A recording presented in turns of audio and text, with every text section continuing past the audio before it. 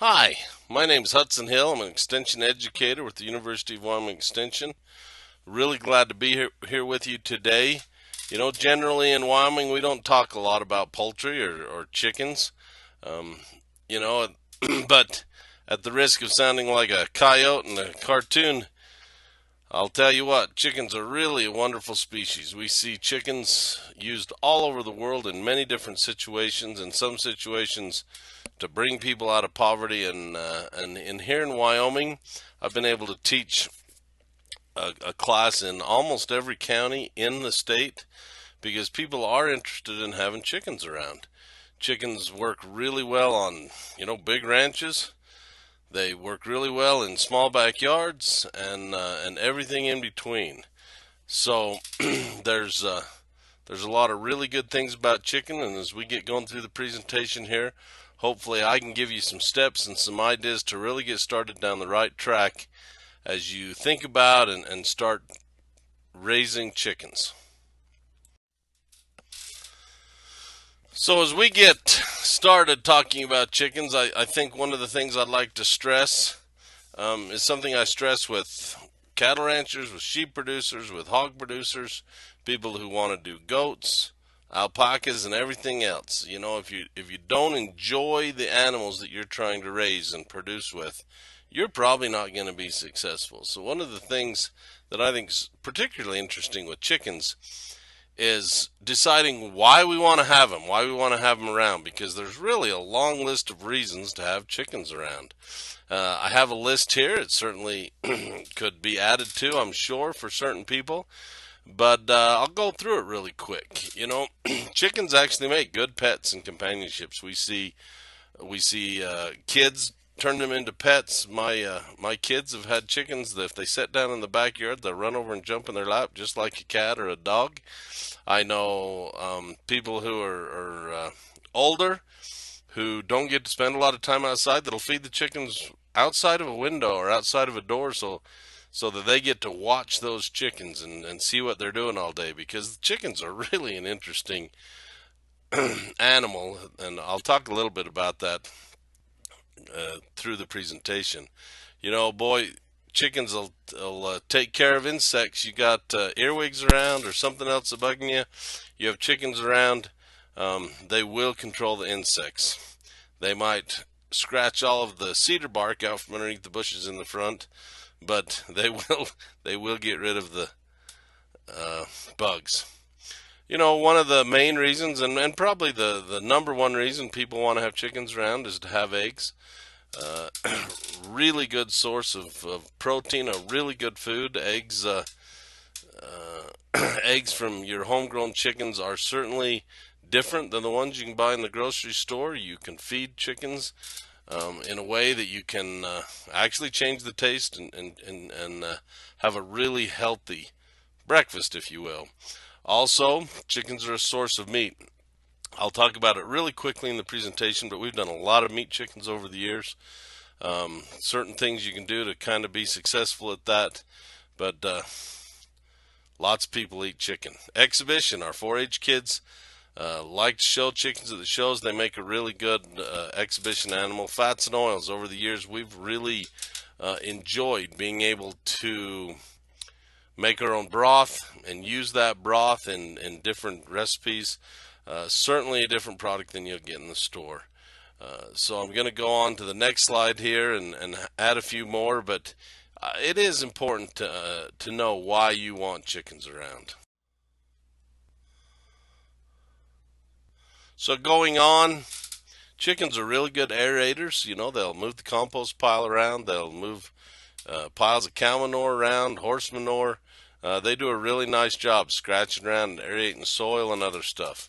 Also, they make natural fertilizers. Chicken manure is high in nitrogen. It's a readily usable nitrogen for the most part, and it's a natural fertilizer we can use in our yards. The last thing, I actually had one of the participants in my class tell me I needed to add to the list, and I thought I should. Having chickens is a way to participate in something that sustains life. We're part of the chain. We're kind of making our own food, and some people really get a lot of enjoyment out of that. And in many ways, chickens might be the easiest and most adaptable way to start that in our own lives. Here's one of the reasons I have chickens, to raise kids the right way. This is my daughter. Over the years, end of May, we will get somewhere between 700 and 1,000 chickens in over here in Lincoln County, and my daughter usually gets to stay home from school. We'll take somewhere between 100 and 200, and we'll put them in our own brooder to raise for ourselves. And she gets to handle everyone and dip their beaks and takes care of them. And she even gets to miss school. Don't tell the principal and the teacher. But it's the way that we've decided to raise kids. Hopefully those kids can turn out pretty decent. And that's one of the main reasons we've done chickens.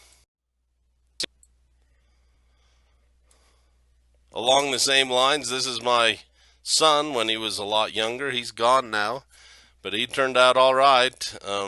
He always had a summer poultry project. Learned a lot from it, made some money from it, and it was just a really good project for him to have growing up. And again, this is one of the main reasons we've chosen to have chickens around over the years. So let's really start talking about how to be successful with poultry, with chickens in your backyard. The first thing is we really need to identify the type of chicken we want.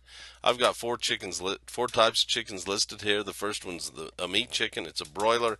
There's 3 or 4 breeds that are specifically designed to grow fast, be big, and create something for Sunday dinner. We've done a lot of these over the years. I've taught a lot of classes on these over the years.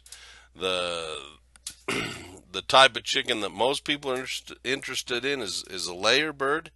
There are dozens and dozens of breeds about layers. I've got a slide here in a minute that will talk about what you might try to choose as you pick what breed you want as a layer bird.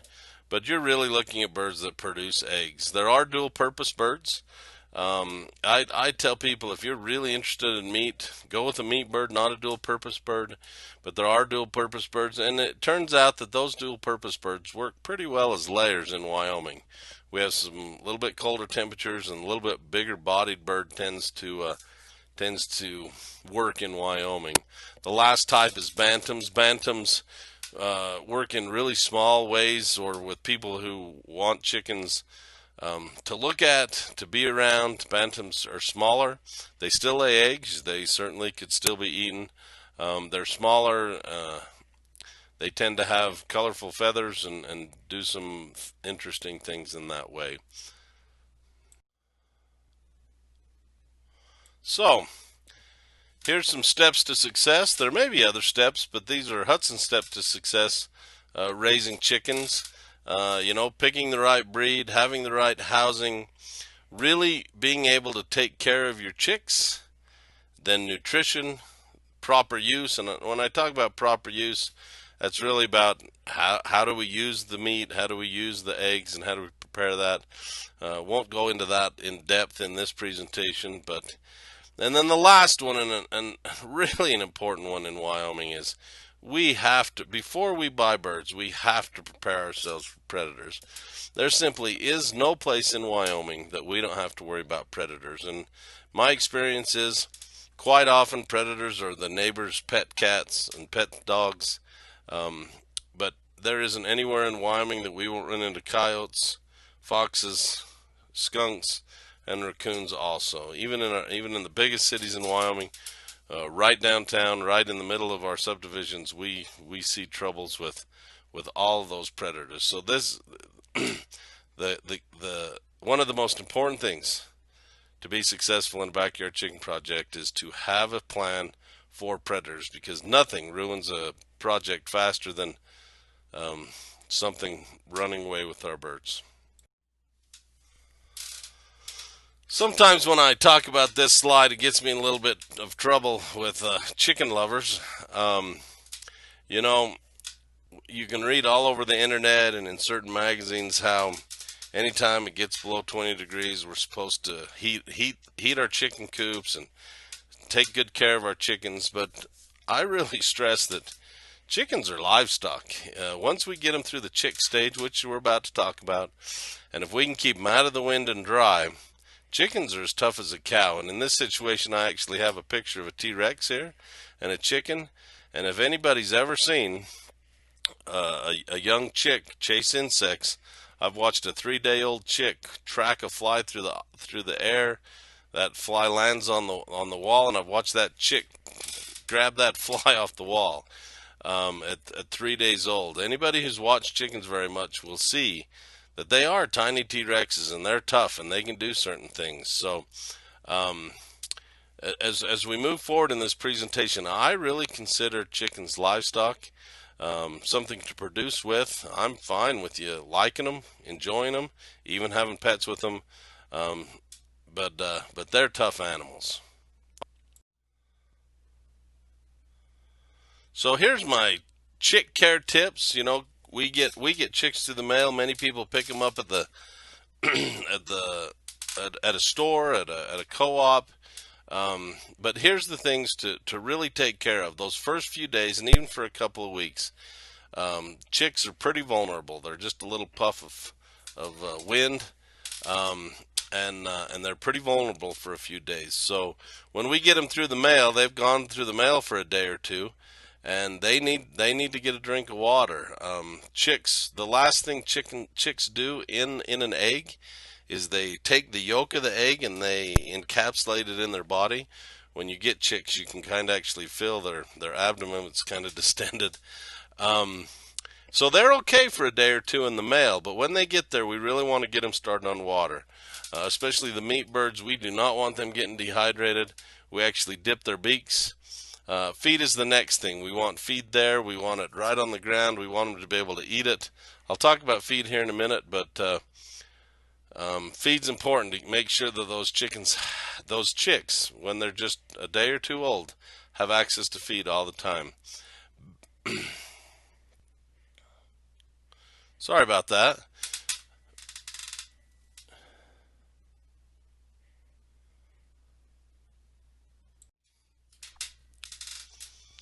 The following are Hudson Hills steps to chick care.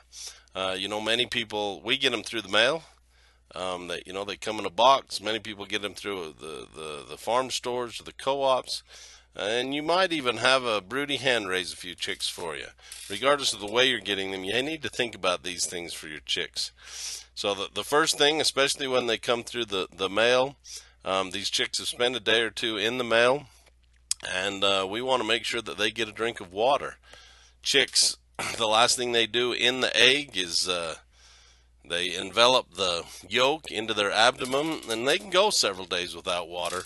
But when they get to the house, we really like to get them a drink. So we dip their beaks, every one of them, and they go right to water as soon as they feel that beak on that water on their beak. Feed, we start with the starter feed. We get it right on the ground, right where they can get at it. We absolutely want feed for those first few days all the time in front of those chicks so they can eat. Bedding's just there to make sure that the chickens don't get too wet. They're not running in filth, but we don't want too much bedding, and that's why I have it on the list. A lot of people get so much bedding in there that chicks are eating the wrong things and some other stuff. What might be the most important one many days here in Wyoming is heat. We have some cold days, and chicks really need to be the right temperature. And if anybody's ever seen an old broody hen in the farmyard with a set of chicks, she'll have 8 or 10 chicks run underneath her, and she'll put her wings down and she'll set on those chicks. She'll warm them up, then those chicks will come back out and run around and scratch around. And we really want to mimic that in our brooders. A heat lamp will take 25 to 50 chicks. And we really want to monitor what's going on with those chicks. We want it to be just like in the barnyard with the broody hen. Those chicks will run underneath the heat, they'll get warm, and then they'll run back out. They'll get a drink, they'll run back underneath and get warm, and then they'll run back out and they'll get a little bit of food. If we see chicks huddled underneath the lamp, trying to get warm and fighting to get to that warm spot, we probably have too much draft, or the lamp's not low enough. It's too cold for those chicks. What we really like to do is, before we get the chickens, put a thermometer underneath the lamp, and right underneath the lamp we want it to be 95 degrees without a lot of draft coming over the top of those birds. The next one's light. Chickens love light. Anything we do to get natural light in there, it seems to help them, gets them going on the right schedule, and they just really like light.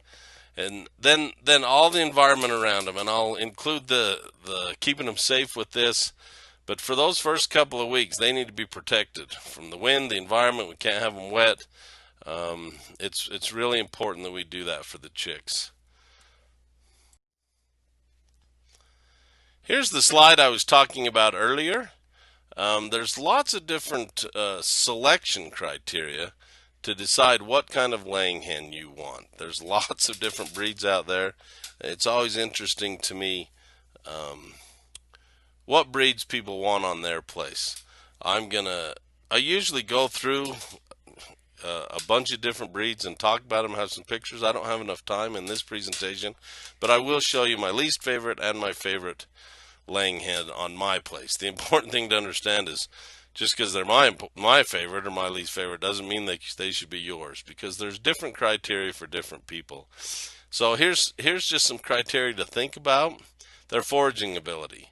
We have chickens that'll go up to a quarter mile, half a mile, leaving the roost and going out chasing insects, and doing some things. If they're foraging that far, we better be distance from the neighbor. Hopefully we've got some protection for them and not a lot of predators around. But there are birds that have a lot of foraging ability, and then there's others that'll stick real close to home. Egg production is one that a lot of people are interested in. There's certain chickens that'll raise 6 eggs a week. There's others that'll do 2 or 3. So egg production is important. Climate hardiness. One of the things I laugh about is lots of times people see those feather-footed chickens, and they'll say, "Oh, those would be the best ones for Wyoming. They've got feathers on the feet that'll keep them warm." And it's actually the opposite. Those feather-footed chickens are a tropical bird, and they're not as climate hardy as some of our other breeds. Multi-purpose. Do we really want to use the birds for both eggs and meat or something else? Behavior, and people laugh at this one all the time, but I think it's important. There's a lot of behavior differences in chickens. There are chickens that make good pets, and there's chickens that don't. Eggshell color. If you're raising eggs in the backyard, you probably want brown eggs or something else. White eggs, you can buy any time in the grocery store. People raising them in their own yard probably don't want to raise white eggs, but maybe you do. And then cost and availability. There are certain breeds of chickens that are always available, and they cost the least. One example are the sex-link birds. They're easier to sort in the hatchery because they you don't have to turn them upside down and look at their bottoms to see if they're boys or girls, if they're male or female. They have different colors in their they have different coloring on their heads or on their wings that you can just see that they're a cockerel or a pullet. So they're cheaper and more available. There are other criteria to look for, but those are the ones that I think will get you started on trying to decide what breed of chicken you would like. So if you don't know who this is a picture of, you're too young. This is my least favorite breed of chicken. Anybody who has a little gray in their beard should know that this is Foghorn Leghorn. He is a Leghorn chicken. This is the most common bird to have around. This is the most productive bird if you're looking at eggs. This bird will lay the most eggs per ounce of feed of any other breed. And still it's my least favorite bird, which is kind of interesting because most of the time I'm a productionist. I want to produce things.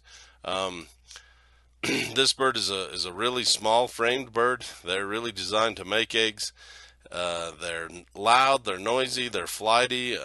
They're just not my favorite birds. So that's just one example of how you might decide what kind of breed of chicken you would like. Now let me show you my favorite breed of chicken. It's the Buff Orpington. The interesting thing about this bird is they're large. They work really well in Wyoming. They lay good, big, brown eggs. They lay really good in the cold, and they weather the cold really good. All of those things make them popular, and all those things make me like them. But the thing that I like most about these chickens is when they're out in the sunlight, boy, they just look like a gold bar shining in the sun. They're just really pretty, and they're stately. They're calm. They're nice to be around. They don't make a lot of noise. They're just kind of ladylike. I really enjoy having these chickens around. So I really wouldn't be doing my job today if we didn't talk about feeding our animals. Feeding chickens is, one of the most important things we can do. And so I thought I would talk about the classes of feed. Most people doing chickens are buying a complete feed, a bagged feed, and there's a couple things to think about as we're buying bagged feed. So the first class of feed is a starter feed. It's really for all chickens.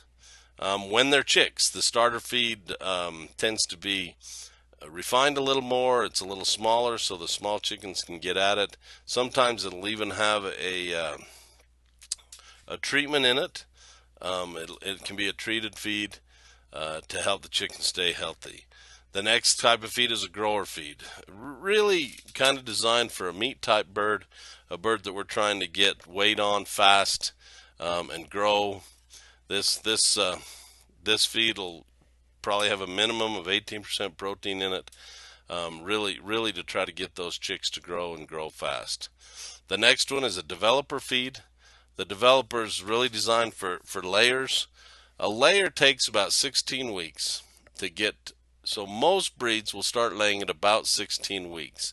So the developer feed is designed to help a chicken grow and be mature by about 16 weeks. Finisher is another meat type, has a little less protein and a little more energy in it generally, just to feed those meat type birds for the last half or the last third of the production cycle to get them ready to put into the freezer. The last feed I'll talk about is a lay feed, and it's really important to talk about this lay feed. This lay feed is for any class of chicken that's in lay, meaning any chicken that's laying eggs needs a lay feed. And the reason they need a lay feed is because it'll generally have 4% calcium in it. We need to remember that a chicken will lay its body weight and a half in 18 months in eggshells. So we need to provide some calcium in order for them to do that. And we really need to do that while those chickens are laying eggs. However, we don't want to develop our pullets, to develop our young chickens that aren't laying with that much calcium. It